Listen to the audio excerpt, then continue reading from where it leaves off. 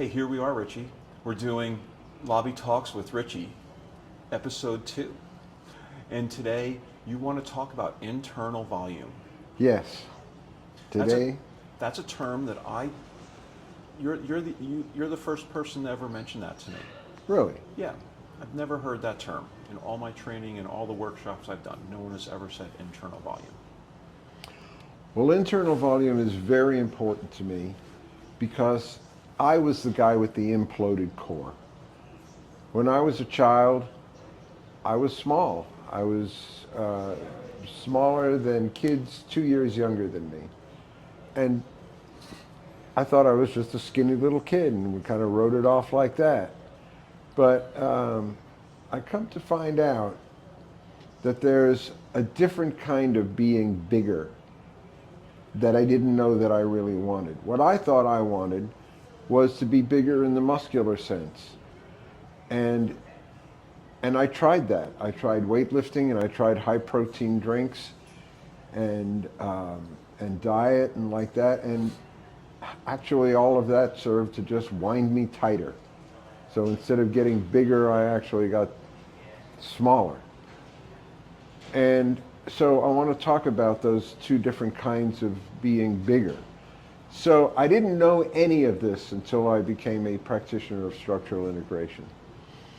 But the model of bigger in our society means bigger muscularly, putting muscle on top of an already compressed core. So here I had this imploded core where everything looked, my whole body was like a beer can with all the air sucked out of it, just like that, like this tight shrink wrap around me.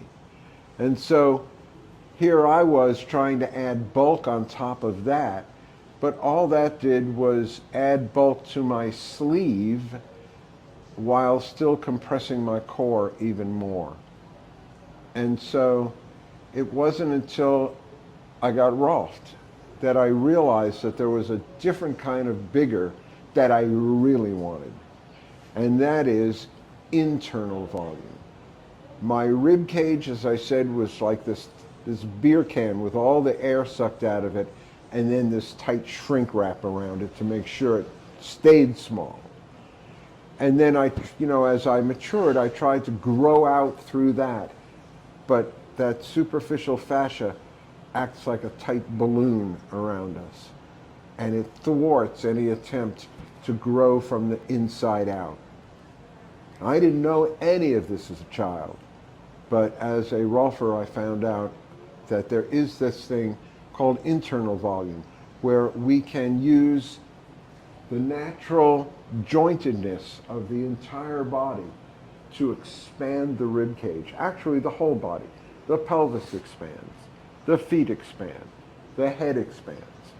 So the structural integration experience is one of expansion and growth, but a different kind of growth that our society is used to. Our society is used to adding bulk to the sleeve. That's how people get bigger in our world. But in this very special world of structural integration, there's this whole other way to be bigger, and that is to use the natural jointedness, which Ida Rolf called segmentation. So we use the natural segmentation of the body to expand it from the inside out. And if you look at our, quote, our recipe, our beloved and precious recipe that we use, which is our sequence, our protocol, and if you look at it, it is clearly designed to work on the body from the outside in. So the first thing we do is make space in the superficial fascia. We expand the superficial fascia so that the whole body expands, literally gets bigger. And when I'm talking about bigger, I'm talking about this in an Archimedean way. Archimedes, he was given the job by the king of figuring out whether the crown was all gold or whether the crown maker had put some alloy in it and kept some gold for himself. And how he did it basically was by submerging the crown in water and catching the displaced water. So if you take the classic random body that has never been processed in structural integration, and if you dip it in water and catch all the water, you will have a certain volume that this body displaces. Now if you go ahead and perform these 10 sessions of our protocol, there is so much expansion that if you then dip that same body and catch all the displaced water, there will be more water displaced because this body has expanded from the inside, takes up more space, and displaces more water. So I'm talking about a literal expansion. This isn't some kind of metaphor or wordplay or Jedi mind game. This is literal. People get bigger, they get taller, because in your classic random body, gravity has compressed the spine. We all know that we're, maybe minutely taller in the morning than we are in the evening.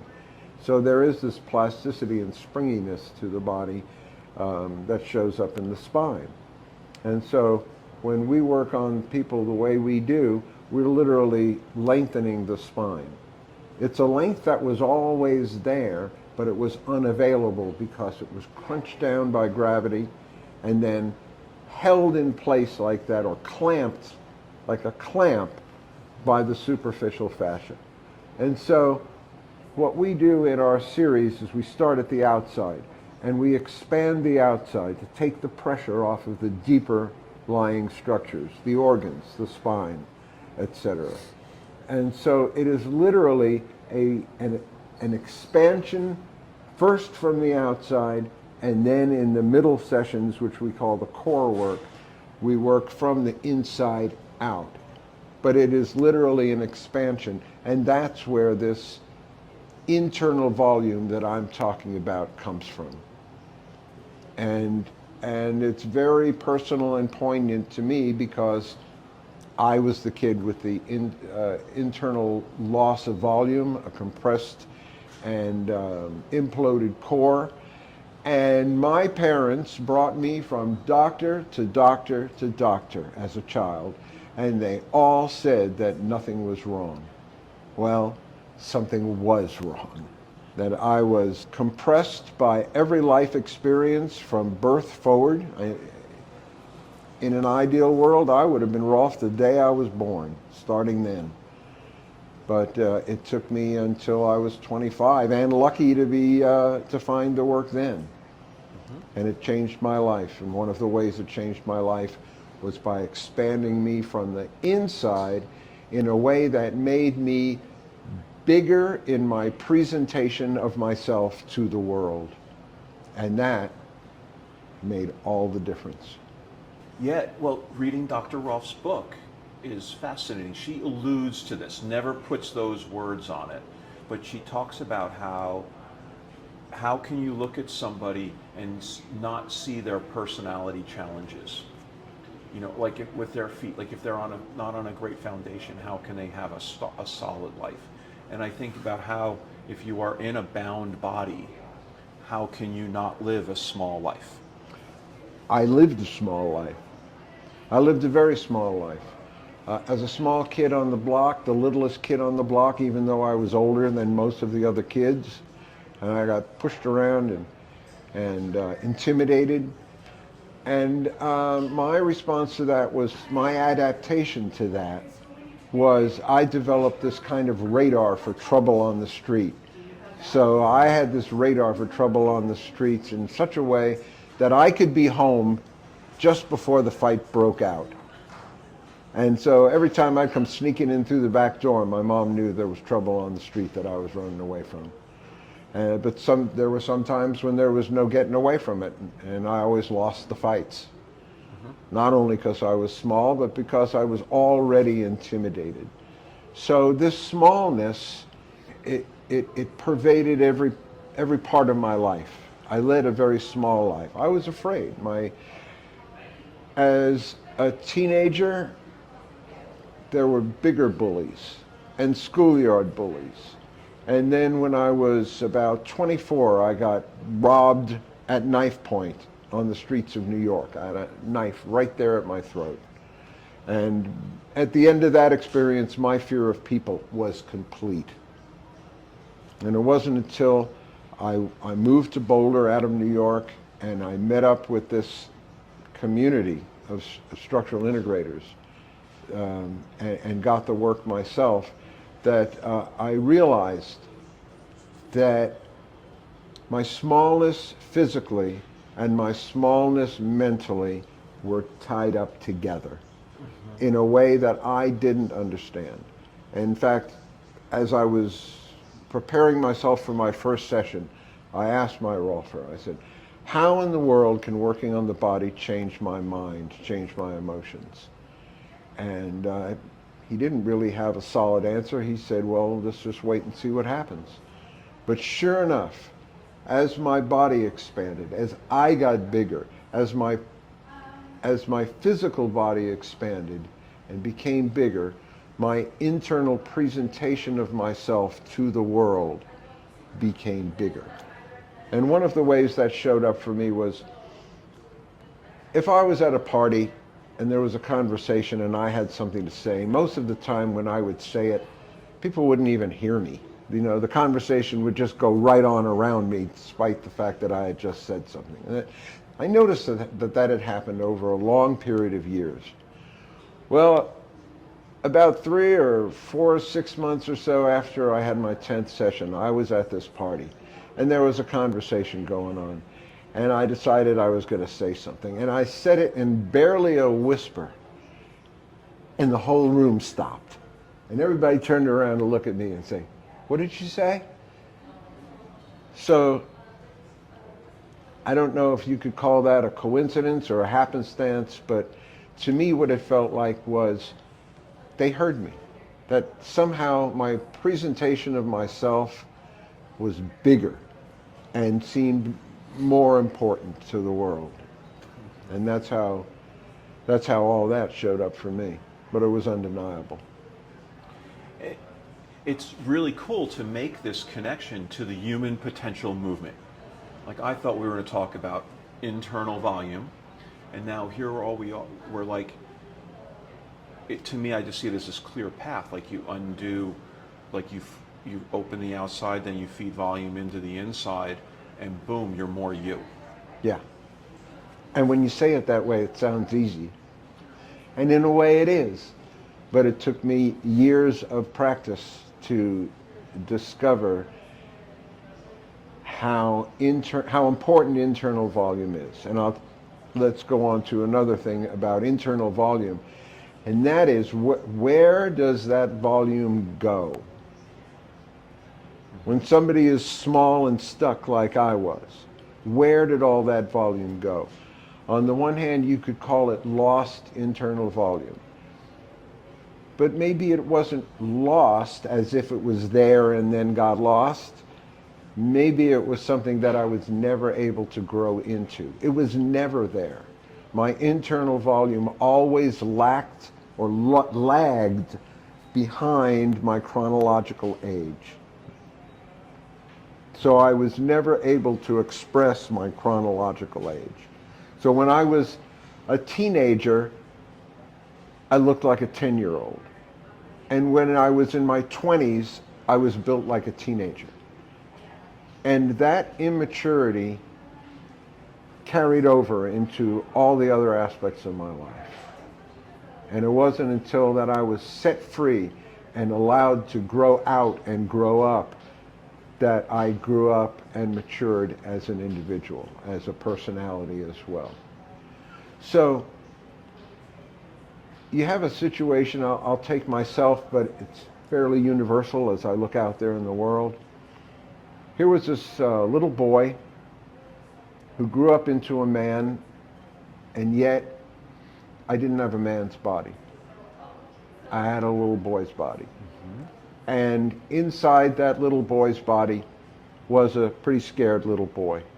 What my Rolfer did was to expand my superficial fascia in a way that would allow the whole rest of me to expand.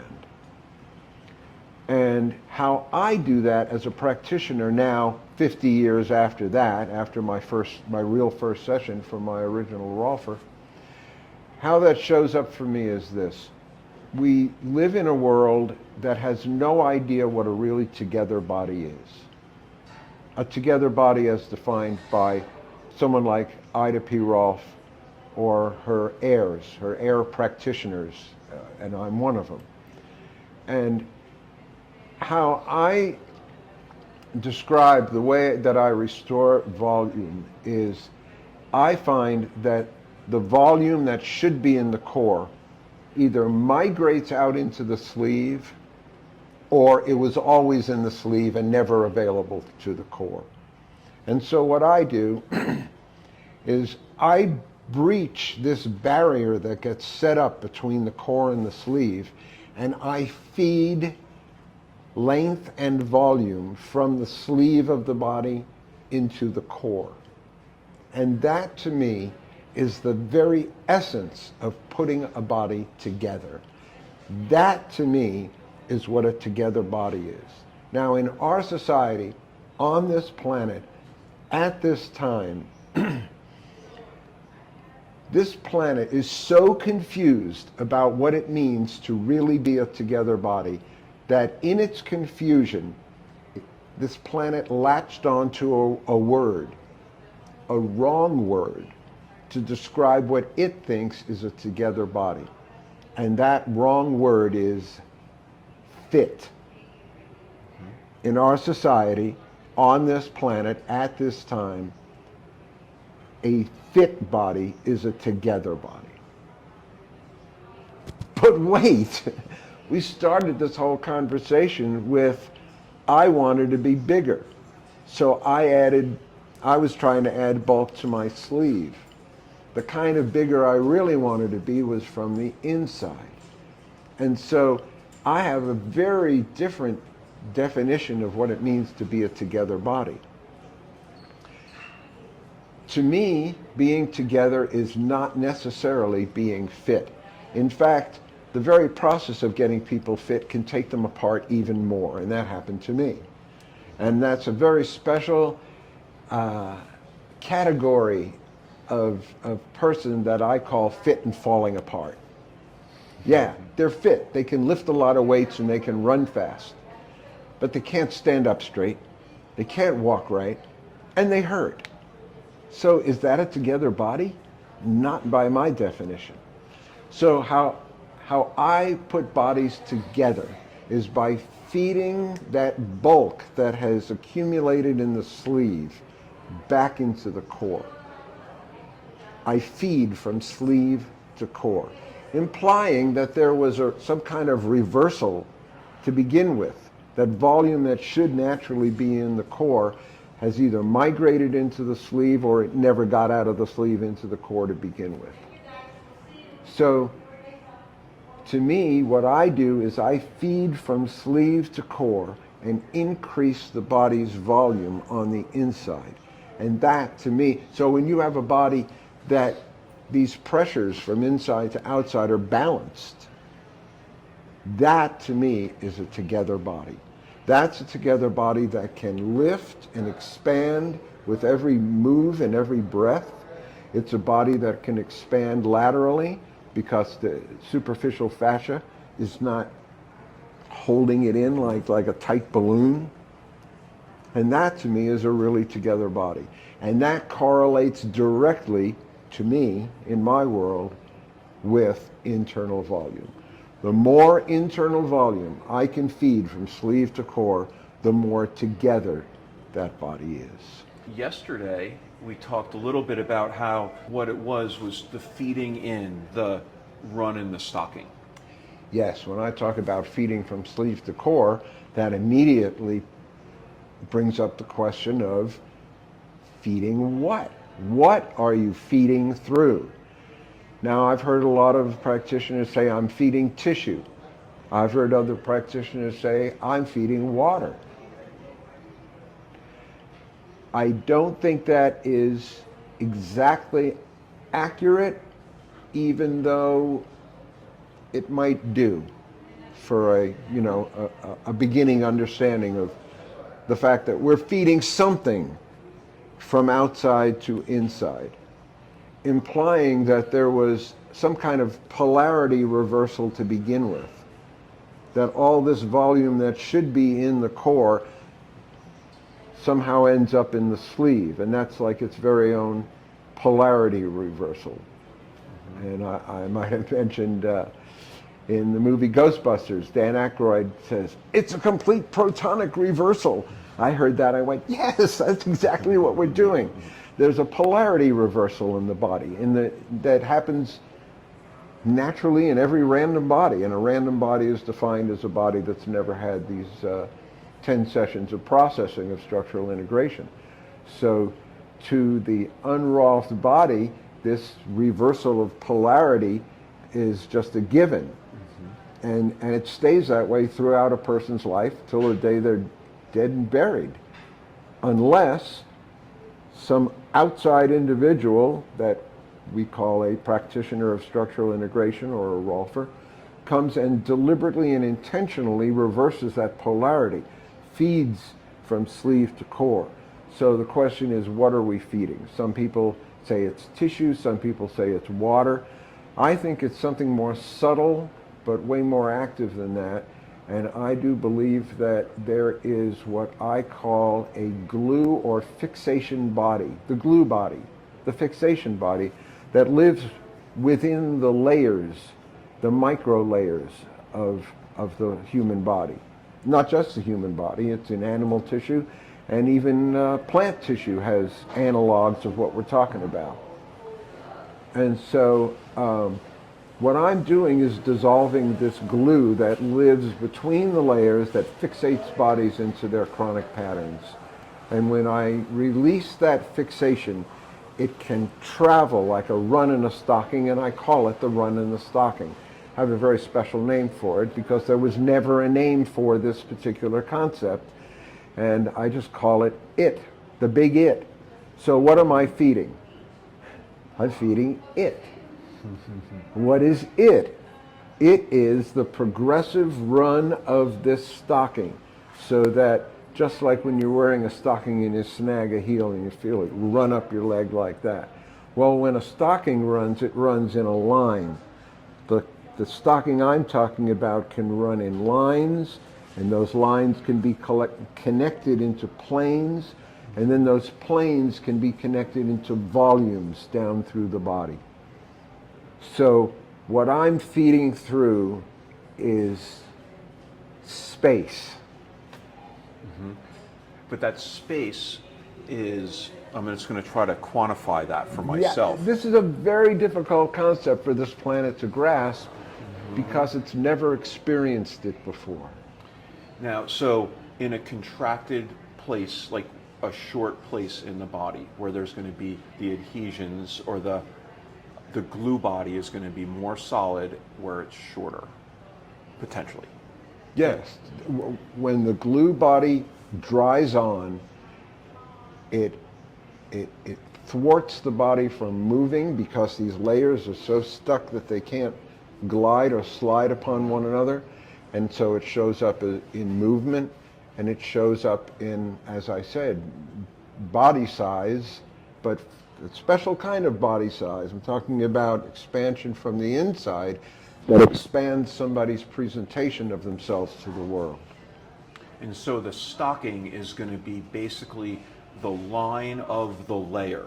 Well, I start in points, and then I connect the points into lines, and then I connect the lines into planes, and then the planes into volumes down through the body. And that happens progressively through the sessions. That doesn't all happen in one session. That's why there are 10 sessions instead of one. So, but it's really like tumbling the dominoes, like you get it to It open. is. It is. And it's also, it's a collective. In other words, these releases build upon one another until you finally reach a point where you have so much more organization than disorganization that this glue body falls like a house of cards in one particular session or another. I'm getting this great visual of some of the TV shows I've watched where they have these elaborate domino tumbling things. And, Yeah. it just goes, and all of a sudden it's going in a straight line, and then it goes in different directions, and then all of a sudden like this thing explodes, and it's like fireworks. When the glue body dissolves or melts, when it lets go of the fixation that holds a body in its chronic pattern, it is like dominoes falling, or I call it rivets popping. If you take one rivet out of the wing of an airplane, will it still fly? And the answer is yes. Well, how about 2 rivets? And the answer is still yes. How about 3, 5, 10, 50? If you start pulling rivets out of a structure, it'll do just fine until it is stressed. And then all the remaining rivets pop at once. Kind of a crude way to talk about human bodies, but that's how it shows up for me. I can literally feel these fixations letting go as if all these rivets pop at once. And it's a special, glorious time that I call the magic moment. With that, you can work locally, touch globally. Like, this is the way that you can reach the places we can't touch. Yes, there are places in the body that are too deep or too obscure to touch directly. But by loading layers into a bony margin or a joint, for example, I can reach ahead of myself. Almost like if you take a snow plow that's plowing snow on the street. Well, the snow plow will pile the snow up in front of it in such a way that as you push here, it moves here, like this. Now, there's no direct connection between them, except these, well, in the example of snow, it's molecules of frozen water piled up together that are pushing the whole thing forward. Well, in a similar way, I can load tissue very deftly against any local, handy, nearby bony margin or into certain joints, and it will send this release that I call the run in the stocking, or it, throughout the body in such a way that with practice I was able to control it. And now here, 45 years into my structural integration practice, I have considerable control over how I can manipulate these tissues. And that's how I do it. And I'm going to jump on that snowplow movement. Like, right in front of the snowplow, the first 20 feet, it's like a tumbling mess. 50 feet further, the snow is cracking as it pushes down. It's very evident as it's building up. Another 50 feet further, that energy is still there, but it's not evident yet. It hasn't reached it yet. The physical display of it hasn't reached it yet. Right. But it's still there. And that is true of bodies as well. When we open up these channels of communication, they stay open. That is our legacy to the body, so that these deeper pressures can dissipate over time because these channels are left open. And that's why people, when I had my 10 sessions, at the 10th session, my Rolfer said, remember, Ritchie, this is not the end, it's the beginning. So with the 10th session, that you might say, okay, my Rolfing is done. Well, the sessions may be done, but you're out in the world still working with what happened in a way that takes you farther, and we call that a spontaneous reintegration period. So the body continues to change for the better for 6 months to a year or longer after the 10th session, and that's why. Mm-hmm.